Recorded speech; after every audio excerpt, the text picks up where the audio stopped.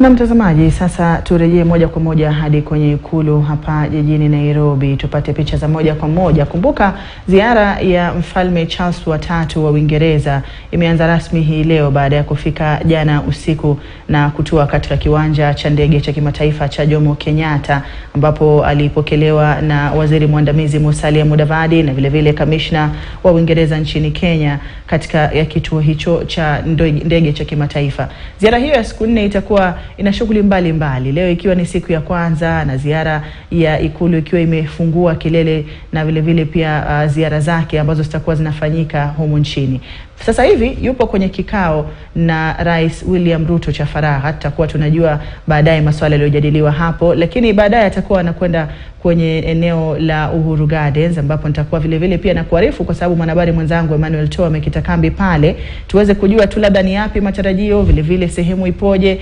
usalama umedumishwa kwa kiwango gani na masuala mengine kama hayo. Emmanuel Toa, sijui kama unanipata vizuri, tupe muktasari wa matarajio katika ukumbi huo sasa hivi tunaposubiri Mfalme Charles kuja mahala hapo.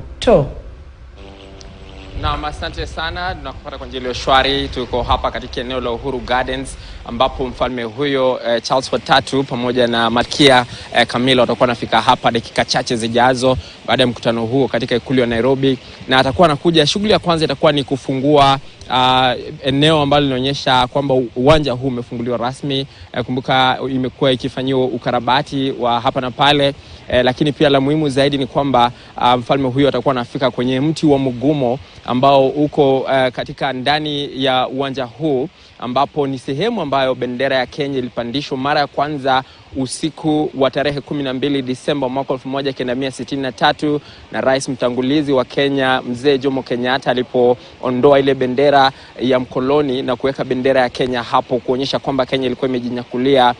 uhuru, na bila shaka eneo hili kuitwa Uhuru Gardens. Kwa hivyo ni mengi ambayo yako hapa. Hali usalama imeimarishwa kwa sasa, kuna tu maandalizi kidogo hapa na pale.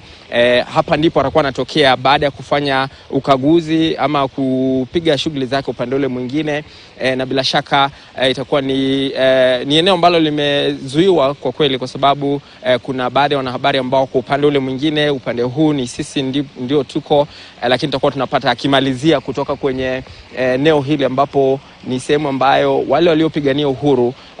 baadhi ya historia ya Kenya imehifadhiwa katika eneo hilo, na bila shaka itakuwa ni nafasi nzuri sana ya kuhakikisha kwamba Wakenya wanapata kujua ni yapi yaliyotukia miaka 60 iliyopita, miaka zaidi ya hapo. Lakini la mno zaidi ni kwamba eneo hili lilikuwa linajulikana kama Camp Lang'ata wakati huo, kwa sababu ni eneo ambalo Waafrika walikuwa wanakusanywa, Wakenya ambao walikuwa wanaenda kwenye vita, na wale ambao pia walikuwa wanahusika katika waliokuwa wanakamatwa katika vita vya Mau Mau walikuwa wanaletwa eneo hili na baadaye kufanywa ama wengine kuuawa hata katika eneo hili. Kwa hivyo ni historia kubwa iliyo hapa. Nakumbuka kwamba pia leo ni siku ya kuzaliwa kwake Dedan Kimathi, ule ambaye alipigania uhuru hapa Kenya, na sehemu hii kama unavyoona ni kwamba kuna baadhi ya wazee wa chama ambayo kinaitwa Kiama ambao walizungumza hapo jana, wakasema kwamba wanataka kichwa ama kuonyeshwa sehemu ambapo mwili wa Dedan Kimathi ulizikwa, na bila shaka tutakuwa tunangoja kuona kwamba kama mfalme huyo atakuwa anatoa maelekezo zaidi kuhusiana na swala hilo. Kumbuka kwamba Rais William Ruto alipokuwa katika sherehe za madaraka katika kaunti ya Embu mwezi tarehe mosi Juni, alisema kwamba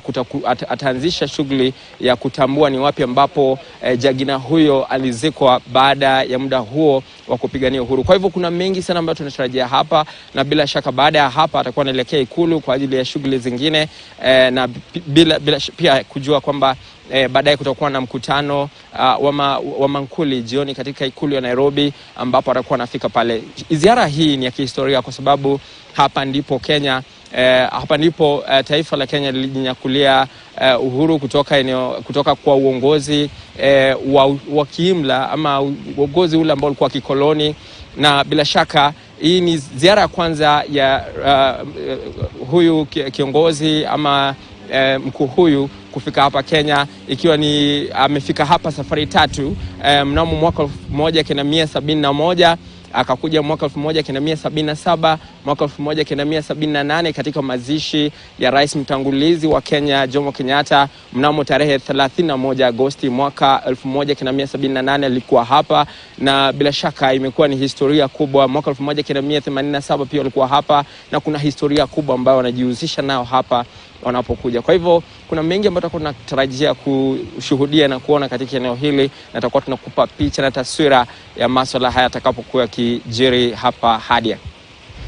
Asante mwenzangu Emmanuel Tom. Mtazamaji, kama alivyokuarifu, bustani ya Uhuru Gardens ina historia kubwa sana ya taifa la Kenya tangu enzi za ukoloni hadi kujinyakulia uhuru, na nafikiri ndiposa itakuwa ni ziara pia muhimu katika ziara hiyo ya Mfalme Charles wa tatu wa Uingereza. Ziara hii inatarajiwa vile vile kuboresha mahusiano na kusherehekea uhusiano mzuri ambao umekuwa kati ya mataifa hayo mawili, na vile vile kwa upande mwingine imeonekana pia kuibua hisia nyingi zinazotokana na historia ya Kenya na pia vile vile safari ya kujinyakulia uhuru. Yote yatakuwa tunaendelea kuiangazia na pia kurejea kule punde tu atakapowasili pale kiongozi huyo na kuendelea kukujuza yanayoendelea kujiri kutokana na ziara hiyo. Na mtazamaji, nafikiri tutakuwa tunaendelea na taarifa ambapo wanafunzi wa eneo la Mwatate waliofunga shule watakuwa na nafasi nzuri ya kutumia muda wao nyumbani katika likizo hii ndefu baada ya wakfu wa Joseph Kennedy kuanzisha mashindano ya soka katika shule ya Mwatate, kama Hezon Kimari atakavyotuarifu ndani ya muda usiokuwa mrefu. Mtazamaji, kwa sasa nakwenda kwenye pumziko fupi, ila nitakuwa narejea na taarifa nyinginezo. Usiende mbali.